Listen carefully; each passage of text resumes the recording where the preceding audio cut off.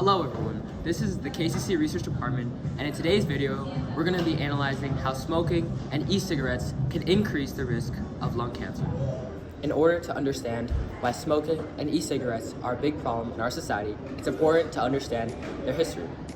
In the early Americas, tobacco was a major cash crop for many farmers, and many farmers would manufacture products with tobacco. Tobacco's popularity continued to rise over time, and it has arguably established itself as a fundamental part of American culture.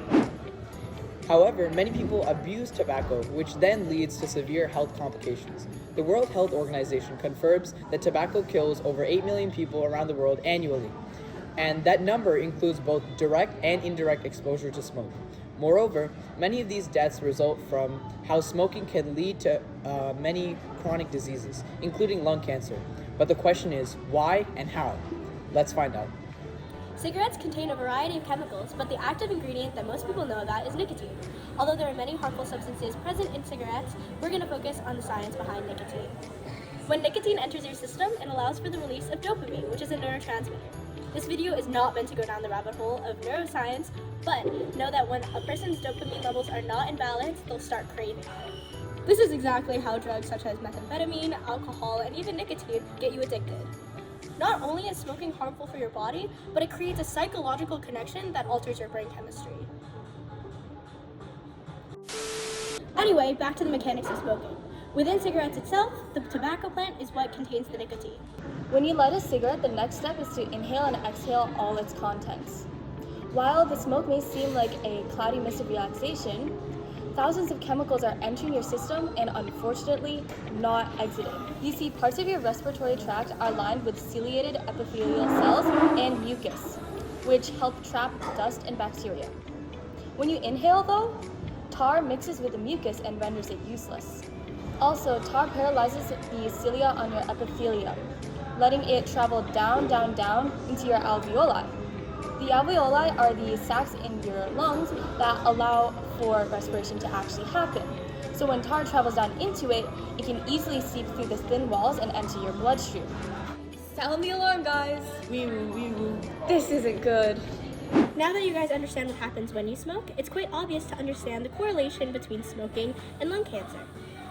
Any foreign substance in your body is bad, but it becomes so much worse when this foreign substance starts immobilizing your body functions. Once the tar immobilizes the cilia, it's much easier for the myriad of other toxic substances found in the smoke to enter your respiratory system and go into your bloodstream.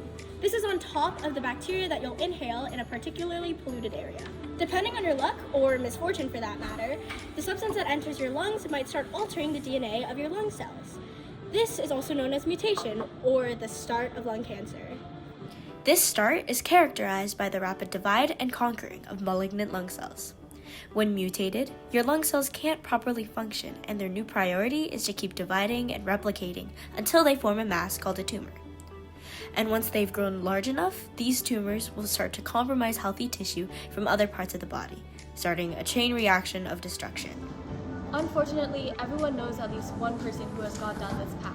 For example, Walt Disney was a heavy smoker all throughout his life and died of lung cancer. Moreover, now that electronic cigarettes, e-cigarettes, are a huge thing, even adolescents are negatively impacted. How do they even advertise themselves to get that big? Well, they target teens with youth-appealing flavors like fruit, candy, mint, or menthol. Unfortunately, it works like a charm, as almost 90% of middle and high school vapers start out with flavored e-cigarettes. Some teens even believe the myth that fruit-flavored e-cigarettes are less harmful than regular tobacco-flavored ones.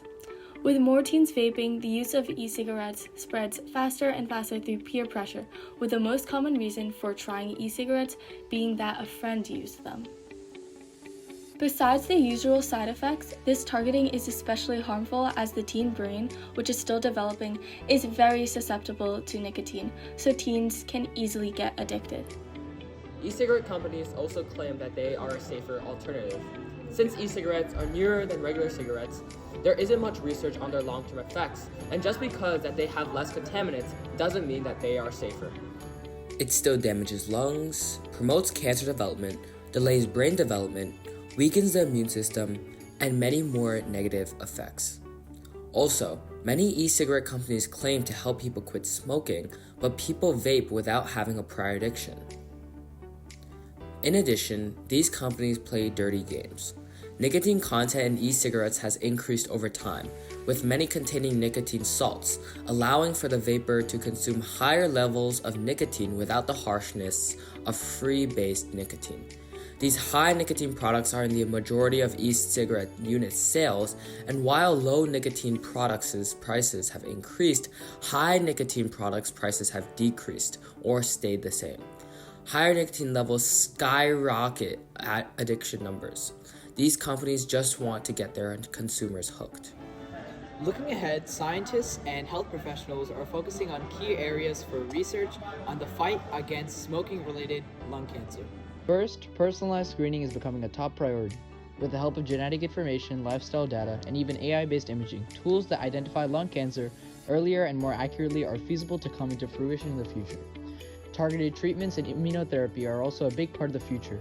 By studying specific genetic mutations caused by smoking, researchers can develop therapies that attack cancer cells more precisely, increasing treatment efficacies and decreasing possible negative side effects. Another interesting direction is studying genetic susceptibility. Not everyone who smokes develops lung cancer, and by understanding what makes some people more vulnerable, we could personalize prevention programs even further. Prevention, especially through better education and support programs, most importantly for young people, are crucial.